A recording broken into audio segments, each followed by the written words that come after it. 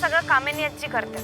त्यांचा माझ्यावर राग आहे म्हणून ते हे सगळं करायला. खरं तर सांगायचं झालं तर हे लहानपणापासूनच आहे.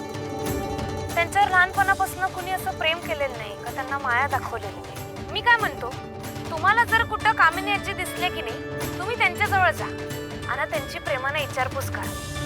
त्यांच्याशी मायेनं बोला, प्रेमानं बोला. हे सगळं करून कदाचित त्यांचा रागीटपणा कमी होईल आणि मला कॉलेजमध्ये घेतील. वा वा कमळी, वा ही आयडिया आवडली आहे मला. गुड. ग्रानियाची ग्रानियाची ग्रानियाची ग्रानियाची कुठे गेली आहे? इकडे ये. काय झालं? ग्रानियाची कुठे? शांत हो. काय झालं? अगं काय झालं? काय हा व्हिडिओ बघ तिच्याबद्दल. काय तुम्हाला जर कुठं कामिनी आजी दिसले की नाही, तुम्ही त्यांच्याजवळ जा आणि त्यांची प्रेमाने विचारपूस करा. त्यांच्याशी मायेनं बोला, प्रेमानं बोला. हे सगळं करून कदाचित त्यांचा रागीटपणा कमी होईल आणि मला कॉलेजमध्ये घेतील. अगं अगं काय हे?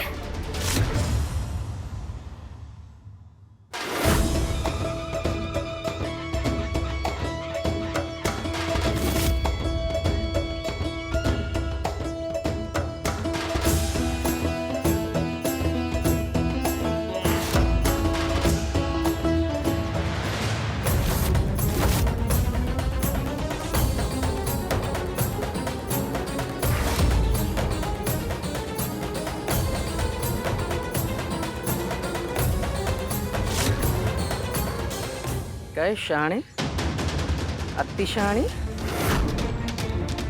स्वतःला खूपच शहाणे समजायला लागलीस तू. तुला काय वाटलं या एवढ्या तेवढ्यावरनं मी अशी घाबरून जाईन, मी हारेन? एक काय असले 100 व्हिडिओ कर, कळलं? मला काही एक फरक पडणार नाही आहे आणि त्याचा काही उपयोगही होणार नाही आहे. लक्षात ठेव. आता कॉलेज प्रशासनाने जो निर्णय घेतलेला आहे ना, तो निर्णय होणार आणि तुला कॉलेजच्या बाहेरच जावं लागणार. चालतंय की. मी जी चूक केली आहे त्यासाठी तुम्ही मला माफ करा असं मी कवाच म्हणलेलं नाही. तुम्हाला शिक्षा द्यायची तुम्ही द्या, मी भोगायला बी तयार आहे. खरं इथं कॉलेजमध्ये त्याचा काहीच संबंध नाही. कॉलेजमध्ये मी काही चूक केलेलीच नाही तर मग का?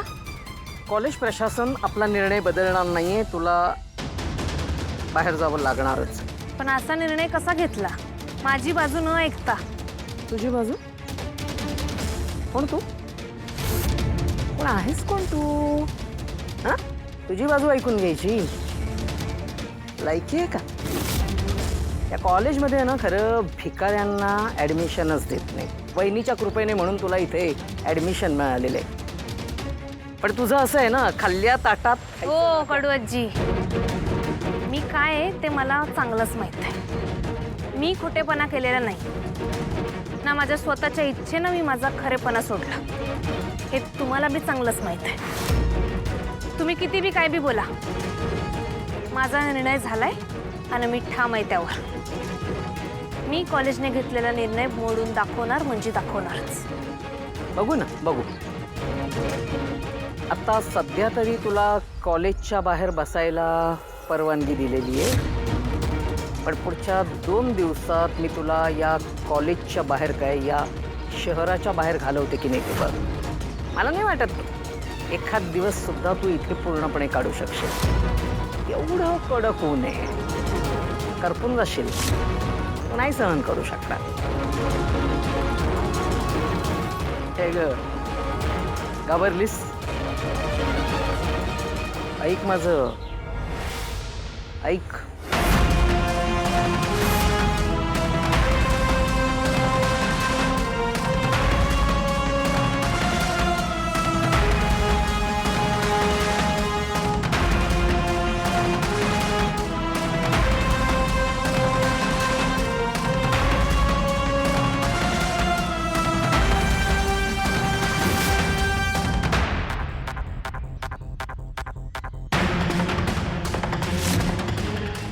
उगीचच उन्हात बसून मरशील, त्यापेक्षा निघून जा. कामिनी आजी, माझा न्यायाचा लढा कवाच सुरू झालाय. आपलं ध्येय समोर असलं की नाही, मग ऊन वारा पाऊस कुणी बी आपल्याला अडवू शकत नाही. बघू कमळे,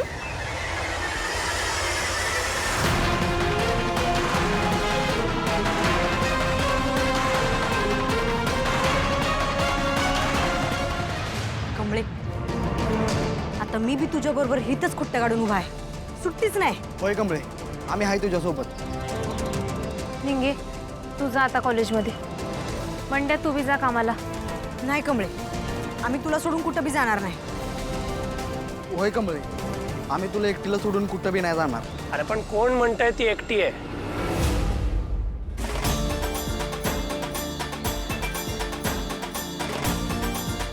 मी आहे तिच्या बरोबर. जा तुम्ही कॉलेजला.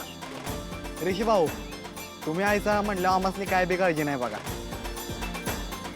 मी आलो, मालकाने बोलवलंय आमच्याला. नाही, मी कुठं बी जाणार नाही तरी. निंगी ऐक माझं. तुला मदत करायची ना कमळीला, मग ती कॉलेजच्या आत राहून कर. इकडे 1 मिनिट.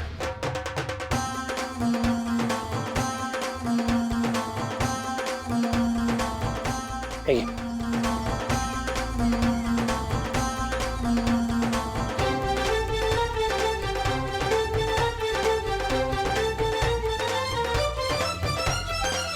असं होय, चालतंय की. समजलं मला काय करायचं ते.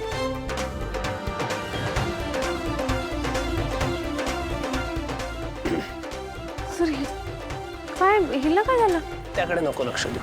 मला सांग, तू काही खाल्लंयस का? मग ऊन खूप आहे, त्रास होईल तुला. आपण काहीतरी खाऊन घेऊ. चल.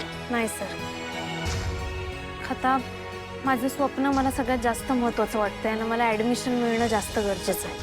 सर हे ताण भूक हे सगळं तुरळक आहे वयासमोर. माझा लढा सगळ्यात मोठा आणि महत्त्वाचा वाटतोय सध्या मला हे जिंकायचं आहे सर. तुम्हीच म्हणला ना, मी मावळा आहे, मी कधीच हरू शकत नाही.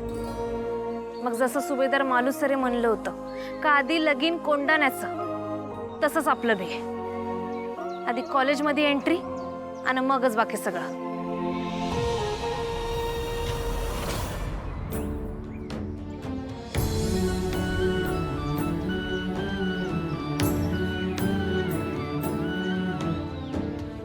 काय करायलीस गौरी?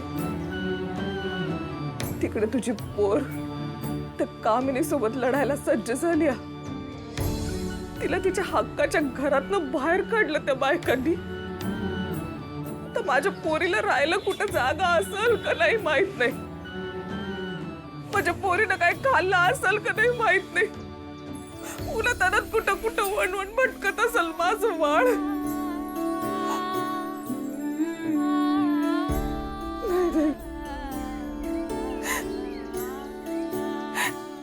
एक बी घास बी घशाखाली नाही घालू शकत.